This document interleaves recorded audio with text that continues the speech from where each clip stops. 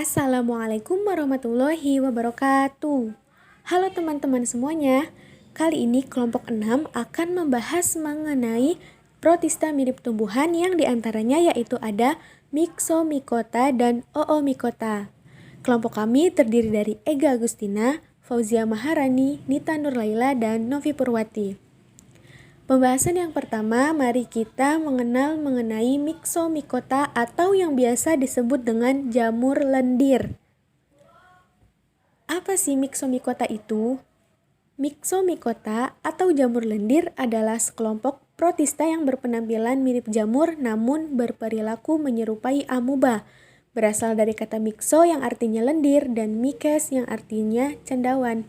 Nah, habitat dari Myxomycota ini diantaranya yaitu pada kayu busuk, tanah lembab, sampah basah, dan hutan basah. Karakteristik Myxomycota. Karakteristik Myxomycota yang pertama ialah Myxomycota memiliki inti yang banyak. Yang kedua, setiap inti di dalam Myxomycota akan dipisahkan oleh sekat. Yang ketiga, Myxomycota ini bersifat uniseluler maupun multiseluler. Yang keempat, Myxomycota bersifat heterotrof, yang berarti dia tidak bisa membuat makanannya sendiri. Yang kelima, Myxomycota ini bergerak bebas. Yang keenam, bentuk tubuh Myxomycota seperti lendir atau bisa juga disebut plasmodium. Yang ketujuh, tubuhnya tersusun atas hifa tidak bersekat dinding sel dari selulosa. Selanjutnya yang akan kita bahas ialah siklus hidup Myxomycota. Siklus hidup Myxomycota ini dibagi menjadi dua fase, yaitu fase vegetatif dan fase generatif. Fase vegetatif Myxomycota ini memiliki bentuk yang menyerupai lendir yang dapat berpindah-pindah ke tempat yang mengandung banyak makanan. Sel Myxomycota menyerupai protoplasma amoeba dengan banyak inti yang tidak berdenting, yang juga bisa disebut plasmodium. Myxomycota ini memiliki bentuk dan warna yang beragam. Selanjutnya, fase generatif Myxomycota. Myxomycota hidup menetap dan mempunyai bentuk yang khas berupa tubuh buah, yaitu sporagium, yang mengandung dinding sel peridium. Selanjutnya, tubuh buah Myxomycota menghasilkan spora haploid yang berflagela. Flagela pada spora berfungsi untuk bergerak dan dapat dilepaskan ketika tubuh menjadi individu baru yang disebut myxamuba. Peranan Myxomycota, contohnya Dictyostelium, Discoidum, dan Physarum polycephalum. Keduanya memiliki fungsi sebagai pengurai sampah organik serta pemakan bakteri dan dapat menyebabkan penyakit bengkak akar. Cara reproduksi Myxomycota yang pertama, plasmodium tumbuh dewasa dan membentuk jaringan agar mendapatkan makanan dan oksigen lebih banyak. Yang kedua, pada saat kondisi lingkungan kurang menguntungkan, misalnya saat kekeringan, plasmodium dewasa membentuk sporangium bertangkai. Plasmodium dewasa memiliki kromosom diploid. Yang ketiga, di dalam sporangium terjadi pembelahan secara meiosis dan menghasilkan spora yang haploid. Spora ini tahan terhadap kekeringan. Yang keempat, bila kondisi lingkungan membaik, maka spora akan berkecambah membentuk sel aktif yang haploid.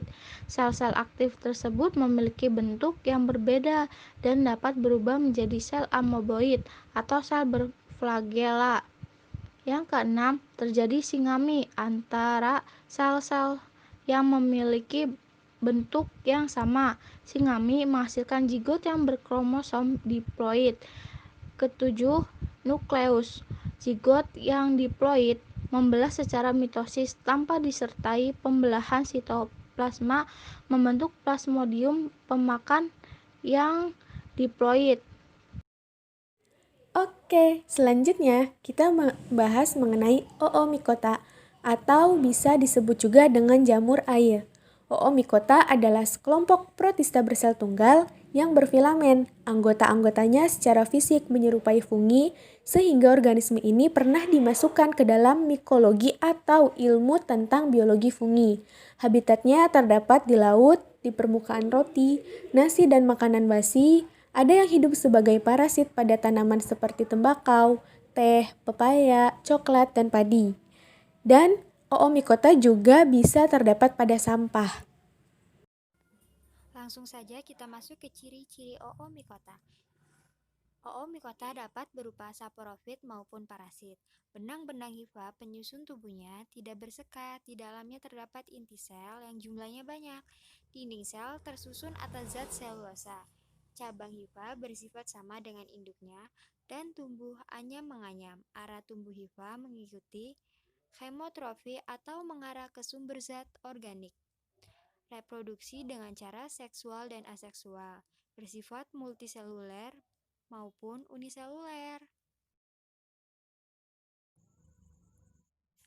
Cara reproduksi pada Oomycota ada dua, yaitu dengan cara aseksual dan dengan cara seksual. Aseksual bermula dengan adanya zoosporangium yang berada pada ujung hifa yang terbentuk dari benang atau hifa yang membengkak. Di dalam sporangium dihasilkan spora yang berflagel atau zoospor. Ketika zoospor matang dan jatuh di tempat yang sesuai, maka akan berkecambah dan tumbuh menjadi miselium baru. Jika lingkungan tidak mendukung, maka zoospor akan membentuk sista untuk bertahan hidup. Cara reproduksi dengan cara seksual. Reproduksi dengan cara oogami. Di dalam oogonium dibentuk sel telur, sedangkan di dalam ateridium tidak terbentuk sel sperma, tetapi terdapat banyak inti. Jika arteridium bersentuhan dengan oogonium akan menghasilkan saluran fertilisasi yang akan menembus oogonium dan menyediakan jalan bagi perpindahan inti. Pembuatan oospor atau sel telur akan menghasilkan zigot. Zigot mempunyai dinding tebal dan tahan terhadap kondisi yang tidak menguntungkan. Zigot akan berkembang menjadi oospora. Setelah mengalami fase istirahat, intinya mengalami reduksi dan selanjutnya tumbuh menjadi individu baru. Di mana individu baru bermula berinti 4, tapi selanjutnya akan berinti banyak. Selanjutnya, zigot mengalami germinasi atau perkecambahan. Untuk terjadinya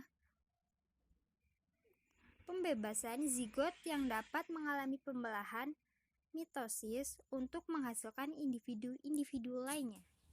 Ini adalah gambar skema reproduksi seksual dan aseksual dari Oomycota. Peranan Oomycota. Yang pertama, bersifat sebagai saporofit atau sebagai pengurai zat organik. Dari zat organik menjadi anorganik. Contohnya pada Fuligospexta yang bisa kita lihat pada gambar di sebelah.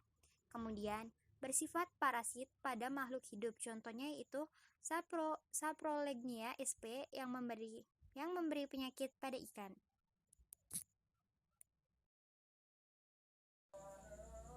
Thank you for watching. Semoga bermanfaat. Wassalamualaikum warahmatullahi wabarakatuh.